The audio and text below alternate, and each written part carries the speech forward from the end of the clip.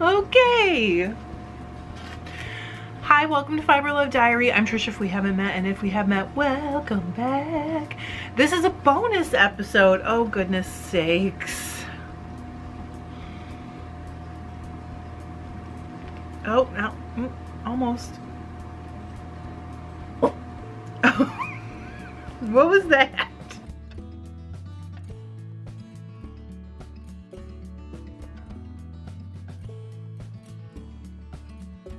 Hi, welcome to Fiber Love Diary. I'm Trisha if we haven't met, and if we have met, welcome back.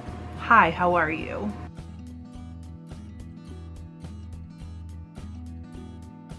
During the last video where I was spinning the January Paradise bag, I mentioned that in the next video I was gonna be spinning the February bag and chatting about what's going on for 2022, or kind of like what happened. And I didn't mean that I was gonna do it in the last one. It's gonna happen in this next one, which is gonna be coming up on Tuesday, I hope, as long as I'm done. Fingers crossed. I have no idea. A few people were like, wait, what happened? You never talked. I guess I just didn't say it clearly enough, because it's gonna happen in the next one. So this is a bonus episode, and it is on a topic that I don't make very many videos on. It is a certain kind of knitting. One of you guys asked me if I would do a quick video on this, and it kind of ties in with what's going on at this moment. Margarita asked me to do a little video of how I do color work.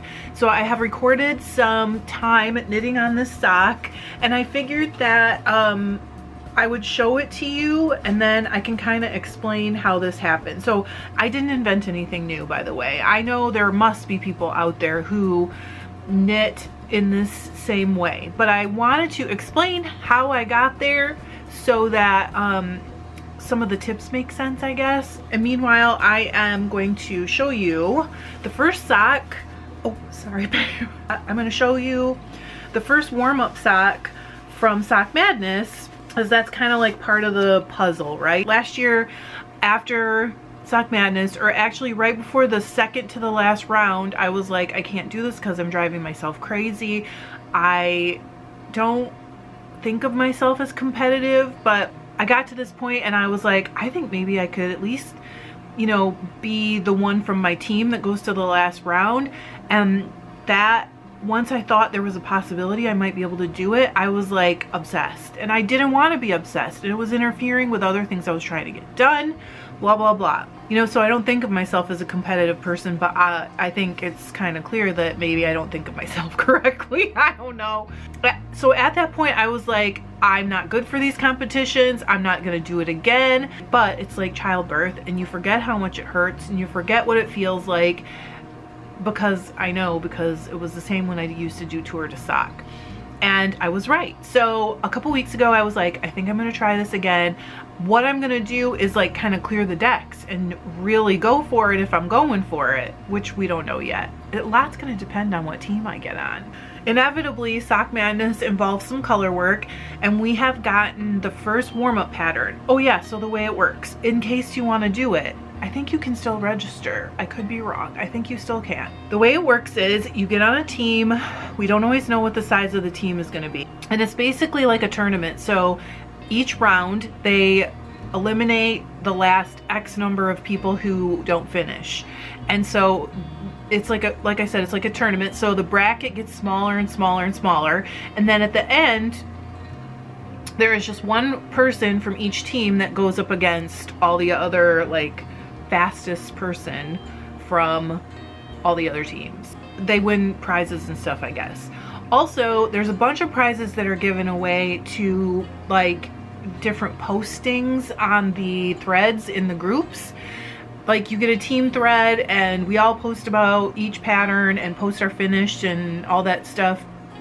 You have to link it. There's a whole process. You'd have to go there and read the rules and stuff to get the whole process. But they give prizes away based on stuff that gets said in the threads, and I'm not that chatty. I feel like I don't really have time to keep up on the thread because it's like thousands of messages, and also I'm just not that chatty about that stuff. So there's no chance I'm ever going to win one of those. So there's really no chance I'm ever going to win a prize, period, because there are tons of people that are way faster than me. It was fun last last year, I did learn some things. I made a lot of socks. I made a buttload of socks.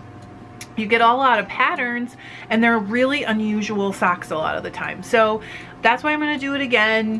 What the heck, you know, it'll be fun. But what happens is, leading up to it, they give a couple warm-up patterns, and then there's a qualifying round where you have to finish your sock in 2 weeks, and then you get your team assigned. So this is the first warm-up pattern. It is called Solar Flare. It's a Flegel heel. I've talked about these before. I do like them, and I think they look really pretty with Colorwork. And I don't think I've ever done one with Colorwork before, and I'm like, why haven't I thought of this myself? I just never have, because it looks really cool, right?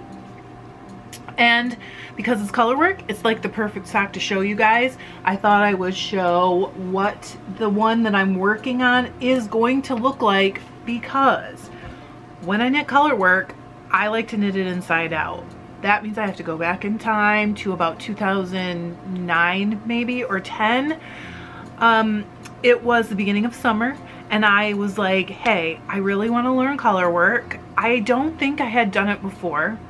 I was a Continental knitter, but I learned when I was a kid English. So I had converted like in my very early 20s to Continental because my first mother-in-law said, hey, you should try this. It's a lot faster. And I was like, okay, I'll try it. I taught myself from a book. No joke. No internet. There was internet, but it was like not very good. By 2009, I was an established Continental knitter. I didn't really go back and forth anymore. And I was like, I'm gonna learn Colorwork. I'm just gonna do it until I get it right and figure out like each issue I'm having as I go. So I started with hats, and I started with the way that they used to teach on Philosopher's Wool. I think you have to pay for that now, but the video used to be free online. And what they did, and that's not a new thing either, is they held one color in each hand. So some of your stitches would be Continental knit, and then the other ones would be English or throwing. So you'd pick and you'd throw. Great, wonderful. Lots of people still do that. My tension is a lot different when I do the two different ways. That's one of the reasons I don't go back and forth very often. So that didn't really work well for me. And I was like, okay, this is also slow. It makes me a lot slower. I started with a hat for my son. I just knit every single project Colorwork until I finally figured it out.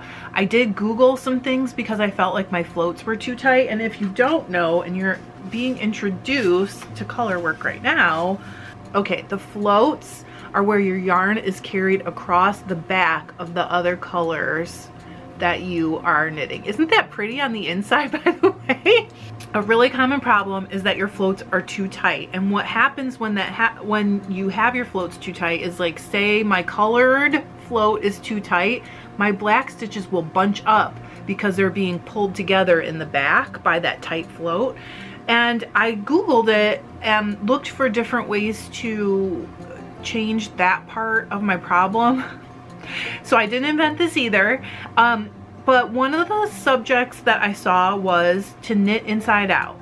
So when you're knitting that tube of a sock and your floats are on the inside of the tube, it's really easy to pull them too tight because the distance around the inside of the tube is shorter than the distance around the outside of the tube. So one of the suggestions that I heard was knit it inside out. So that is what I do. I still do it to this day. I only have to do that on socks. And socks need to be stretchier just so you can get your foot in. On a sweater, I don't need to do that. Even on a hat, I don't need to do that. But on a sock, I still do it. I wanted to explain that to you because while you're looking, what you're actually gonna see me do is, normally if you're knitting on a sock, I'm doing this bigger. It's a circle, it's a tube. You would normally knit on the part that's closest to you. So right here. But what I do instead is I knit back here. So the front of the tube that's close to me where I would normally knit, because it's inside out, just lays down like this. So I knit on the back of the tube. I also hold both yarns in the same hand, which is my left because I'm a Continental knitter. It's way faster, but I have a few tips of how to kind of separate things so it's easier to grab only the yarn that you want. Okay, sorry, that was rambling. Sometimes I ramble, sometimes I'm too brief. There's no happy medium around here. There's literally not. That's really true. Let's go get some knitting done. First, I'll just wrap my 2 yarns, not touching each other the way I always tension them. Then over my index finger. So now I need to separate them so they're not too close together. So I take the front string and I make sure it's going the opposite way over my index finger. You can see this is inside out now, and I'm going to knit at the back of the tube just like I described. And basically I will just be picking what color I need off my index finger.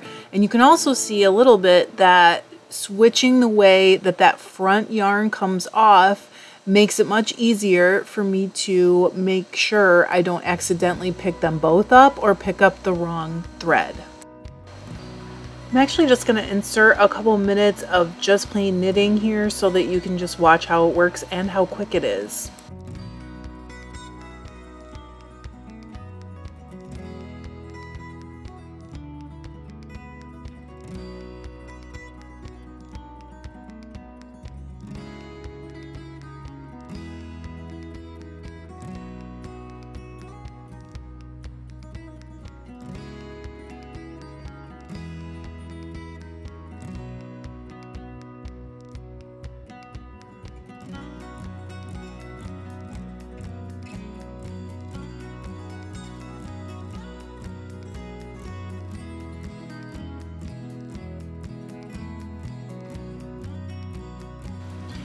So when a float is longer, I am going to catch it, and I'm going to do it right here. I slowed it way down so you can see how it works. I will do a more in-depth little video on Instagram so you can follow me there if you want to see how that works for both the different colors.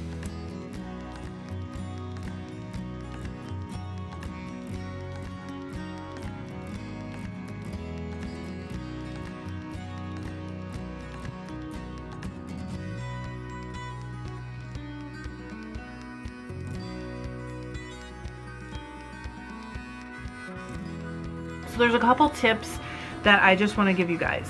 Some people catch a lot more floats than I do, and there's no right or wrong answer to that. It's really just like how you like it to come out. It's totally your thing. There's no freaking rules, as Tanya would say.